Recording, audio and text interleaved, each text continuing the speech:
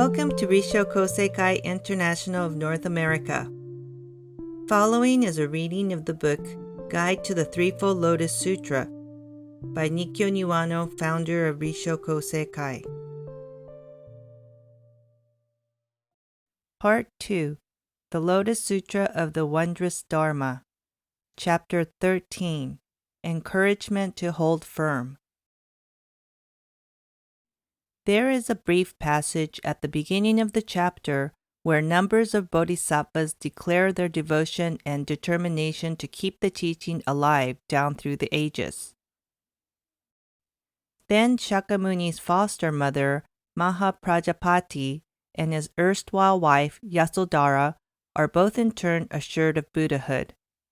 Here then, following on the preceding chapter, the doctrine of woman's attainment of Buddhahood is fully stated.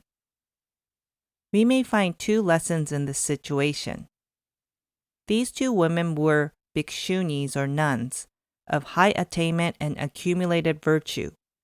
They had the direct instruction of the Buddha, and yet they were not given assurance of Buddhahood until the last, even after the culturally backward little dragon girl, who was an indirect disciple, having been taught by Manjushri.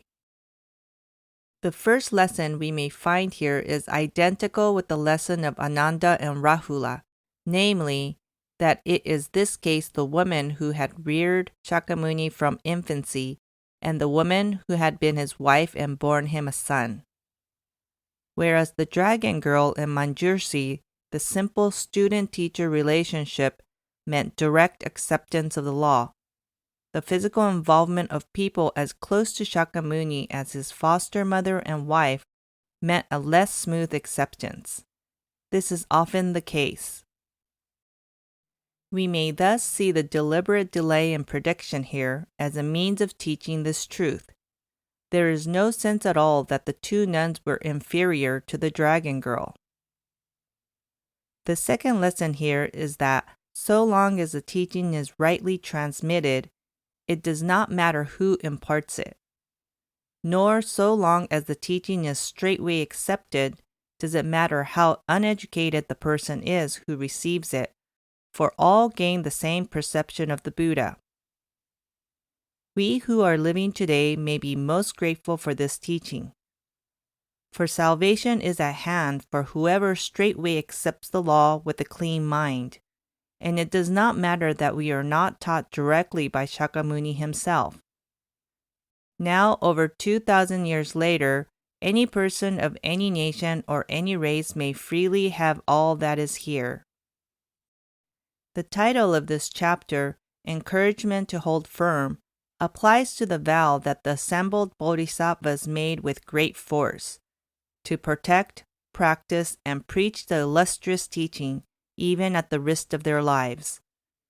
They had been profoundly moved by the sermon of the Lotus Sutra, in particular the truth made clear in Devadatta that all mankind alike had the Buddha nature.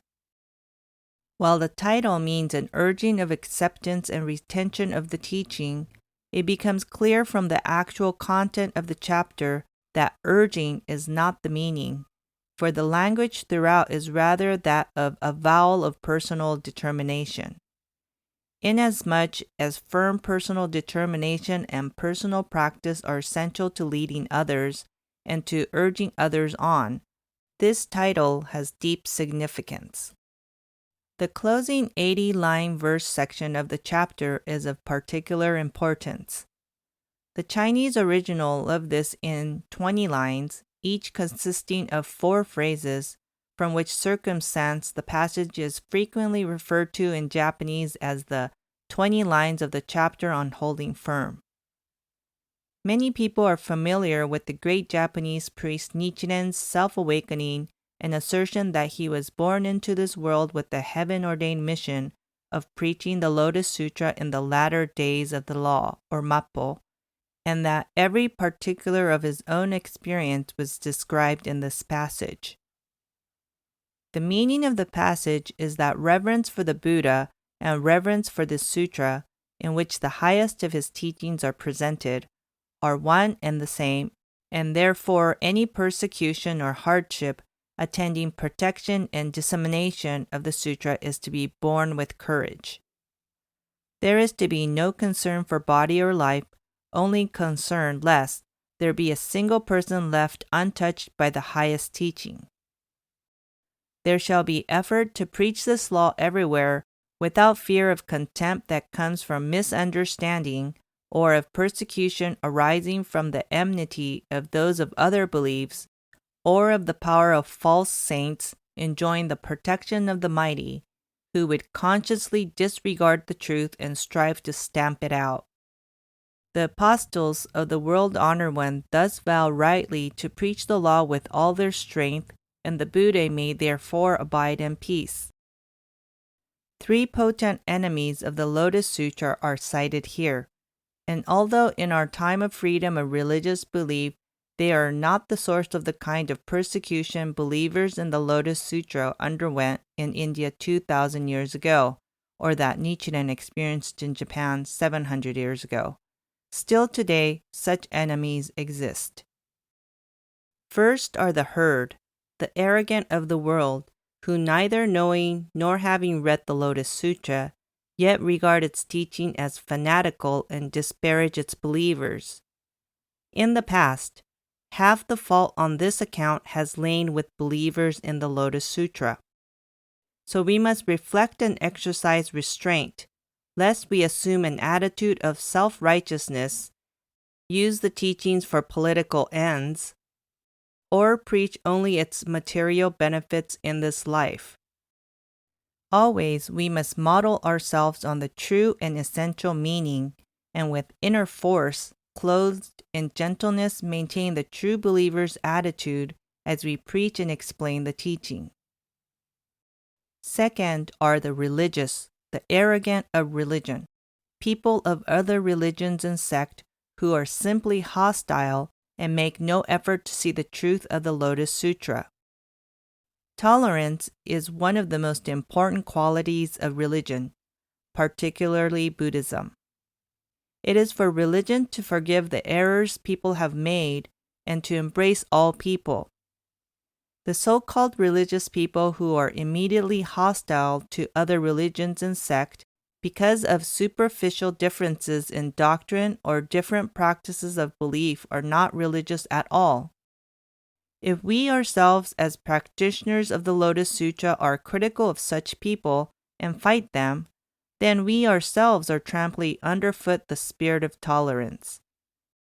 Rather, we must be forbearing to the last as we exert ourselves to the utmost extent in order that such people may awaken to the true meaning of religion.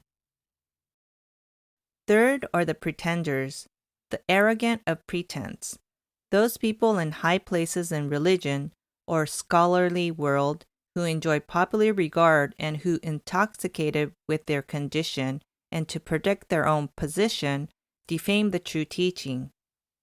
A really great person who sees the truth will boldly support it, but one of narrow mind is all too apt to turn flatly away from a newly found truth and to besmirch lofty teachings. The fact that such people are seen as high and mighty make it easy for them to make use of the credit and regard they enjoy, and the very greatness of their influence means that the possessor of the third form of arrogance, the arrogance of pretense, are most vicious. We need not resist these forms of arrogance directly. It is enough to proclaim and spread the truth we believe as we tread the right way. Truth will always triumph. Meanwhile, if any of us should reach high position, we need to be on guard against falling into such arrogance and always with freshness of mind, suppleness of heart, and youthful vigor maintain a receptive attitude. The watchword of practitioners of the Lotus Sutra, unsparing of our bodies and lives, is derived from the superb couplet in this passage.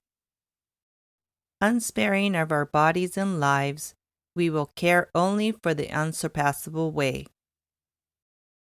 To the contemporary person, to give no thought to body or life does not, of course, mean to have no care for this life itself. It means, rather, not to dwell on personal benefit, to have no regrets for time and labor in the good cause, and to have no fear of what others may think or say about what one does. If one asks why a person should feel and do so, the answer is that he gives thought to the truth. So long as there is a single person as yet untouched by this highest teaching, he must care. Such a state of purity of feeling is the making of the true practitioner of the Lotus Sutra.